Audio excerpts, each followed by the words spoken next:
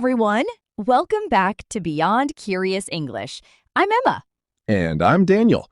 And today we're talking about something almost every English learner has tried and failed at least once. A daily English routine. Yeah, you know the story. January 1st or day one of some challenge. I'm going to study English every single day. And then by day 4, it's gone. Completely disappeared. Not because you're lazy, not because you don't care. There's actually a reason most daily routines collapse, and today we're breaking it down. So here's the real question. Why do so many learners start strong and quit so fast? Let's start with the biggest mistake people make when building a routine. The mistake is they build a routine based on motivation, not on structure. Meaning, Meaning they rely on feeling excited. I feel motivated today, so I'll study for an hour. But motivation is unreliable. It comes and goes. Right, and the days you feel tired or busy or unmotivated, which, let's be honest, is most days. That's exactly when the routine falls apart, because there was never a system, just a feeling. So what's the alternative? The alternative is designing your routine around your actual daily life, not an idealized version of it. Okay, let's get practical. What does that actually look like? So first, and this is backed by habit formation research, the size of the habit matters way more than people think. You mean like small habits? Exactly. Most learners try to start with a 1-hour daily study session. Sounds great on paper. but in real life? In real life, 1 hour feels like a huge commitment. So your brain resists it, especially on busy or tired days. So instead? Instead, start with something almost embarrassingly small, like 10 minutes. 10 minutes? That seems too easy. That's the point. A habit that feels too easy is much more likely to actually happen every day. And here's the secret. Consistency beats intensity. So doing 10 minutes every single day is better than doing 2 hours once a week? Massively better. Because your brain learns a language through repeated, spaced exposure, not through cramming. That actually connects to something we talked about before. Comprehensible input needs to happen regularly for your brain to actually absorb patterns. Exactly. 10 minutes of daily listening will do more for your fluency than one giant Sunday study session. Okay, so step 1, shrink the habit. What's step 2? Step 2 is something people almost never think about.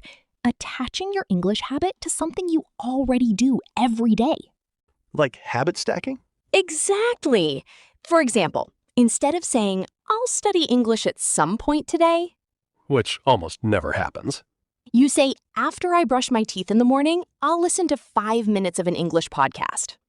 So you're attaching the new habit to an existing one that already happens automatically.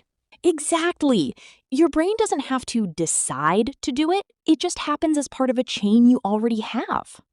That's such a simple shift, but I can see how powerful it is. And this is where most people go wrong.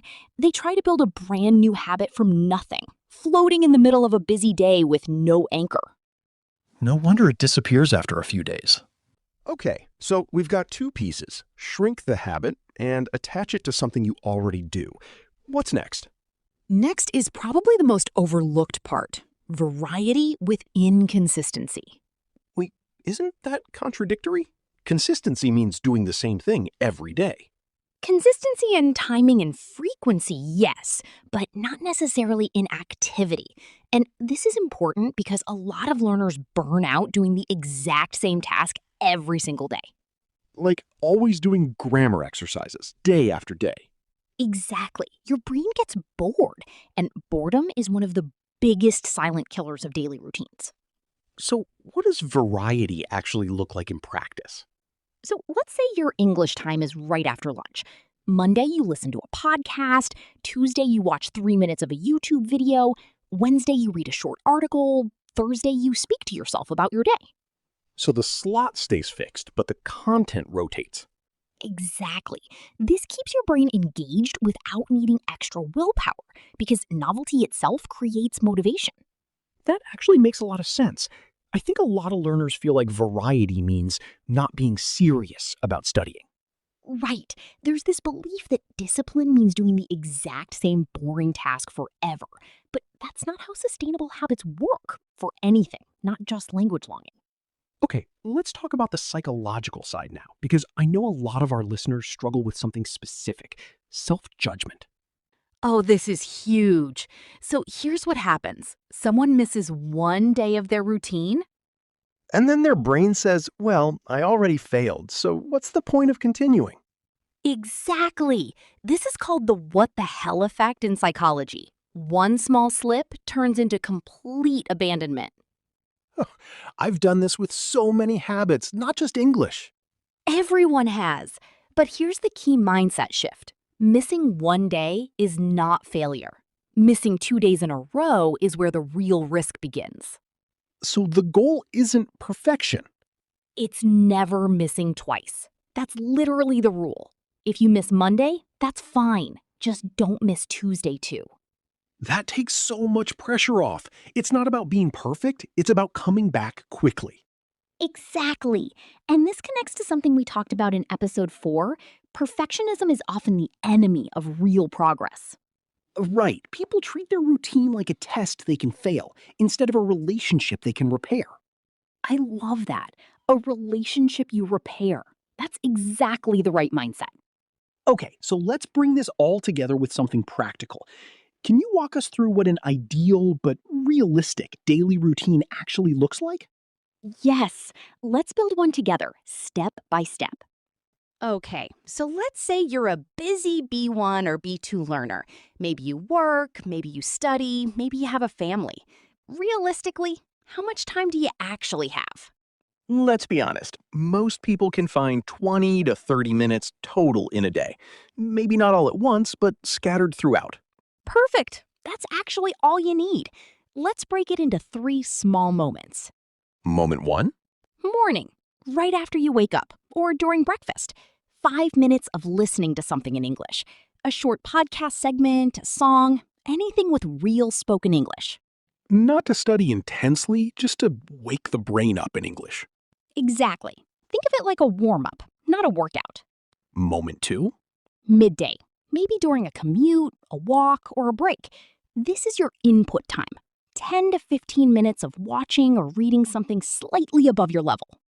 This is where comprehensible input really does its job.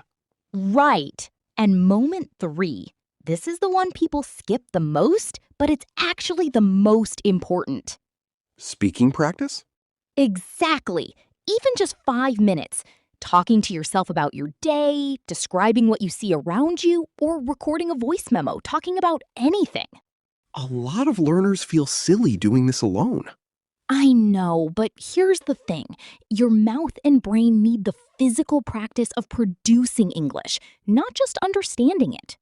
So, to summarize, 5 minutes listening in the morning, 10, 15 minutes of input during the day, 5 minutes of speaking practice, anytime.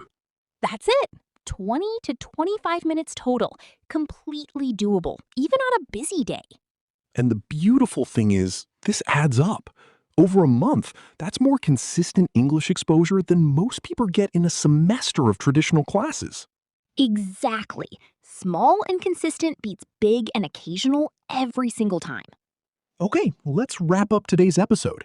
If you take away just one thing from this conversation, Let it be this. Stop trying to build the perfect routine. Build the smallest possible routine you can actually stick to. attach it to something you already do. Add variety so it doesn't get boring. And if you miss a day, don't panic. Just don't miss 2 in a row. If this episode helped you, let us know in the comments. What's the biggest reason your English routines usually fail? And if you're ready to finally build a routine that sticks, hit subscribe. Because next episode, we're talking about something that trips up even advanced learners. Why your accent might not be the real problem. Thanks for listening. And remember, stay curious. See you next time on Beyond Curious English.